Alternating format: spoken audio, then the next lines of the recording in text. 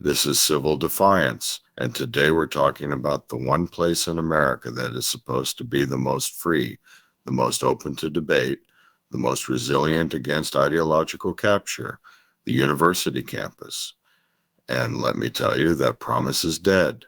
The American university is no longer a marketplace of ideas. It is a uni-party prison for the mind. For decades, the standard critique was simple: the left controls the universities, they preach radical ideology, and they silence dissent. True enough.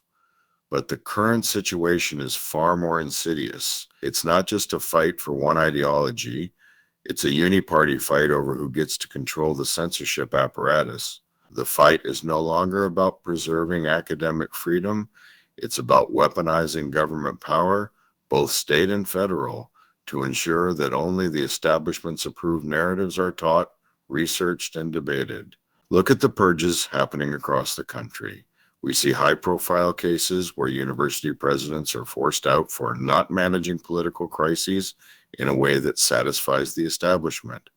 We see professors terminated, not for incompetence, but for including curriculum that runs afoul of the prevailing political winds, whether those winds blow from the woke left or the populist right.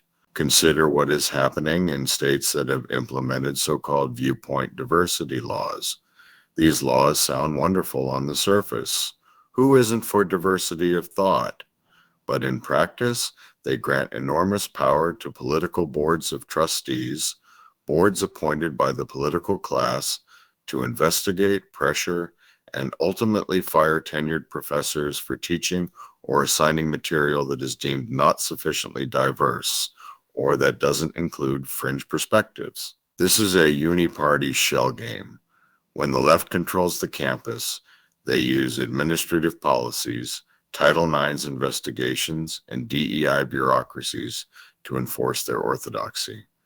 When the right gains state power, they use legislative fiat and politically appointed boards to enforce their orthodoxy. The goal is the same for both wings of the Uni-Party: control. They are not interested in creating a space for genuinely free, radical, or challenging thought.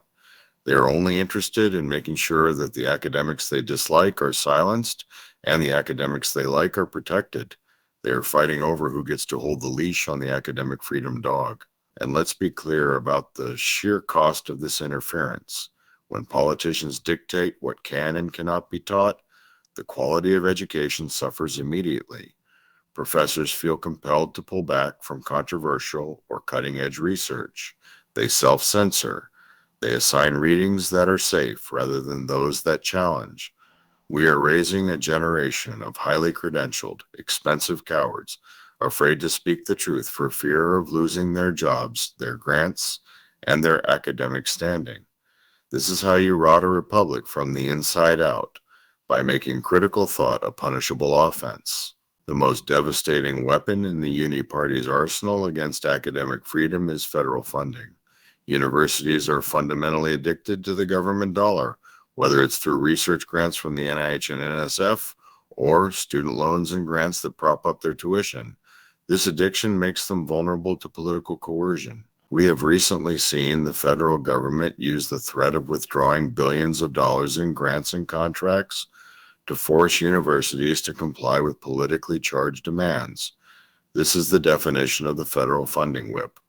The administration issues a 10-point memo, not legislation, but an executive branch dictate that threatens to withhold significant grant funding unless universities agree to specific terms, cap international enrollment, ban the use of race in hiring, restructure governance, and actively work to abolish or transform institutional units that allegedly punish conservative ideas. This is a comprehensive executive assault on the independent governance of private institutions. Whether you agree with the outcome or not, whether you want DI units abolished or not, the principle is terrifying. The federal government is using its wallet to become the national school board. This maneuver exposes the core deception of the Uni-Party. One faction rails against big government while simultaneously using the biggest government hammer available, the federal budget, to micromanage the most sensitive aspects of university life. They are selectively enforcing existing laws, opening investigations under Title VI, race and national origin, or Title IX, sex discrimination, not for the sake of justice, but for the sake of political intimidation. Harvard and Cornell have seen federal funding frozen, grants suspended, all over the administration's demands for compliance on political issues. This is a tactic that transcends political labeling.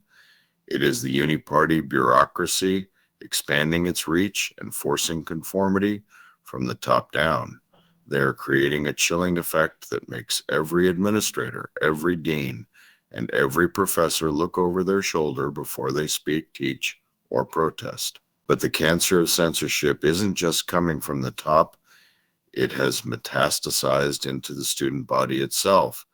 And this is the most alarming data point we have seen in years. New reports from groups like the Foundation for Individual Rights and Expression FIRE reveal a shocking trend. A majority of U.S. college students now oppose letting controversial speakers on campus, regardless of the speaker's political affiliation. The decline in support for free speech is happening across the political spectrum. And here is the punchline. Conservative students are increasingly joining their liberal peers in supporting censorship. The Uni-Party has succeeded in teaching the next generation that the proper response to a challenging idea is not debate, but silence and force. The acceptance of disruptive illiberal protest tactics has reached record levels. 1 in 3 students surveyed expressed some level of acceptance for resorting to violence to stop a campus speech. Violence.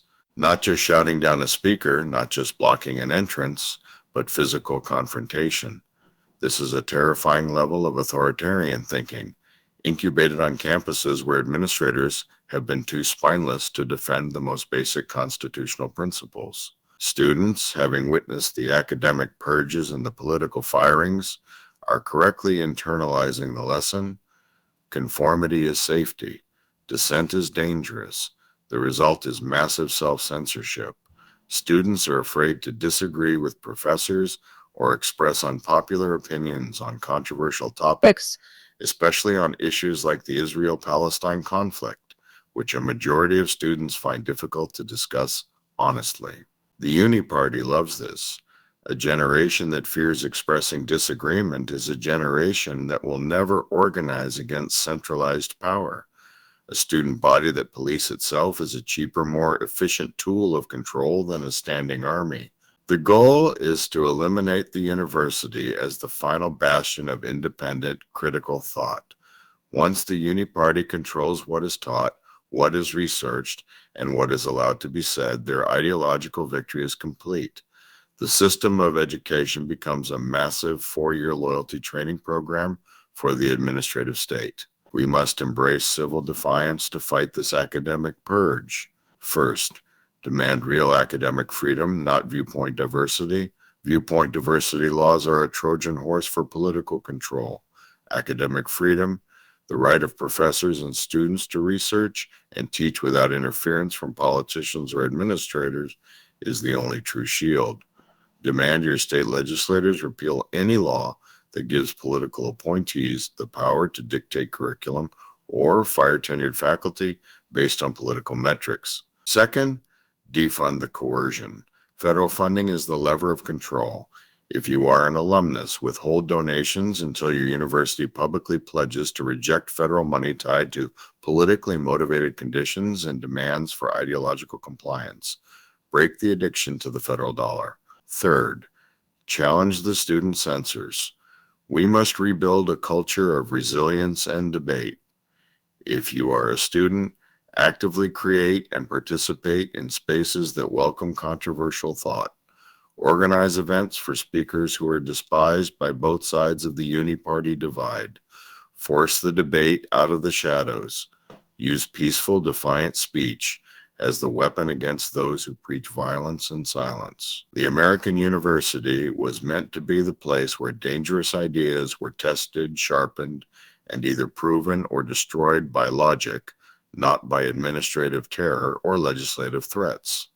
Today, the Uni-Party has turned it into a battleground for mind control. It is time for the great American mind to rise up and embrace civil defiance. Our future depends on our willingness to speak the truth, even if it costs us our credentials.